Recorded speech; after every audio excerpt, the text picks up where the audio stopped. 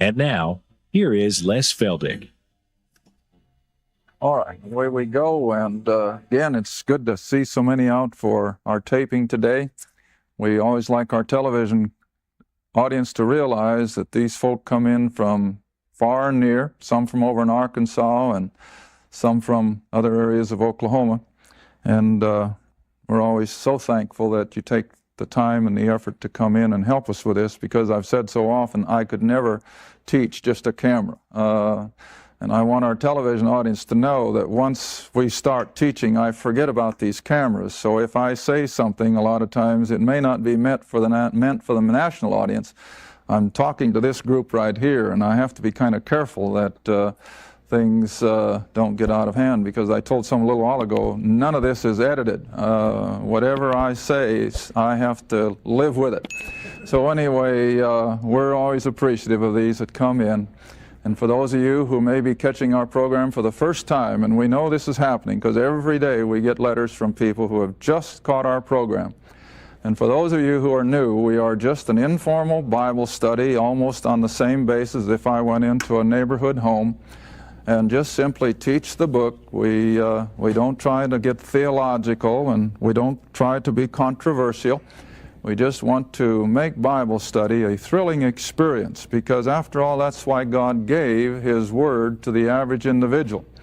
And I've mentioned before that one of the early reformers, I think it was Tyndale, it might have been Wycliffe, but as they were burning him at the stake, you know, his prayer was that every plowboy in England could have a copy of this book. So it is meant for the common person. It wasn't meant to be kept in the seminaries and the monasteries and what have you. And so this is all we try to do, is teach it on common man's level. And of course, this is what's coming through. Our comments from letters are just that we're teaching it on a level that almost anybody can comprehend.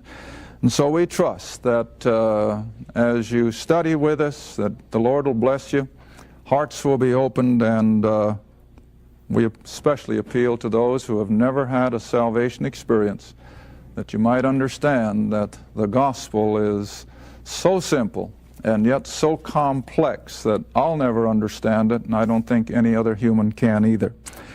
So anyway, we've been on the air now starting our 5th year. We started way back in Genesis, and we've come up all the way through the Old Testament, through the Gospels, and now we're into the book of Acts. Chapter 6, the last verse, is where we left off in our last program. And here we have Stephen brought before the religious leaders of Israel.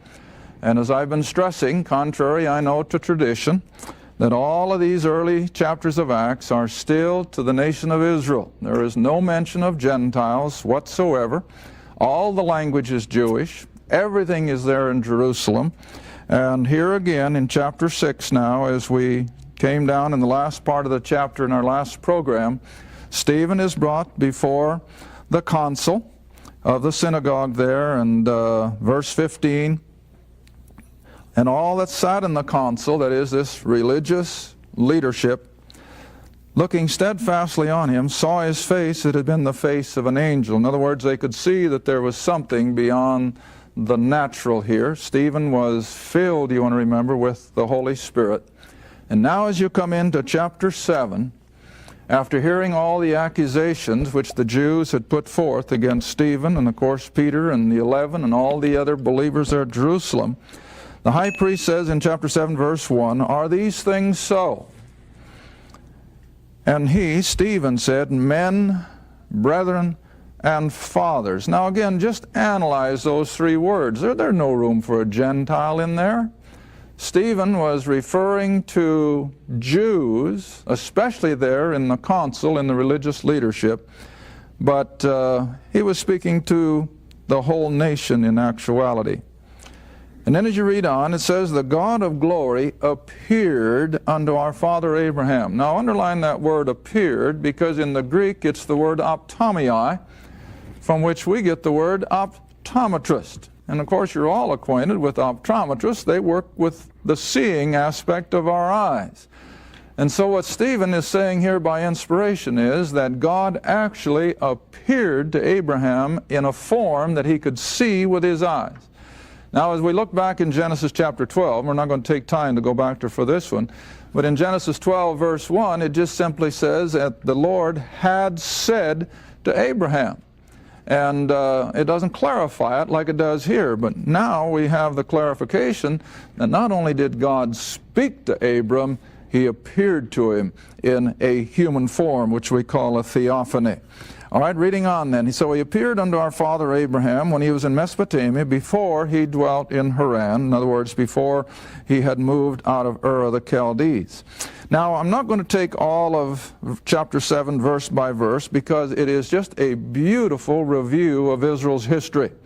Beginning with Abraham, Stephen just keeps building and building and building, as we've tried to do as we came up through the Old Testament, how that God was just constantly unfolding and revealing, preparing the nation for the coming of their King and their Messiah and their Redeemer. And so he starts with Abram and shows how he came out of the land of Chaldeans in verse 4, dwelt in Haran, and then from there he moved down into this land, which of course was Canaan, wherein he says, you now dwell. And then when you come all the way down to verse 6, it says, God spake on this wise, that his seed, in other words, his offspring, the coming generations, should sojourn in a strange land, and that they should bring them into bondage and entreat them evil 400 years. That's speaking of Egypt, of course. And the nation to whom they shall be in bondage I will judge, said God. Now this is all back in Genesis 15. And after that, the Lord told Abram, they shall come forth and serve me in this place. Now let's go back. Maybe we better reconstruct. Go back, if you will, to Genesis. And, let's see. I'm going to have to take you back. Didn't intend to do this.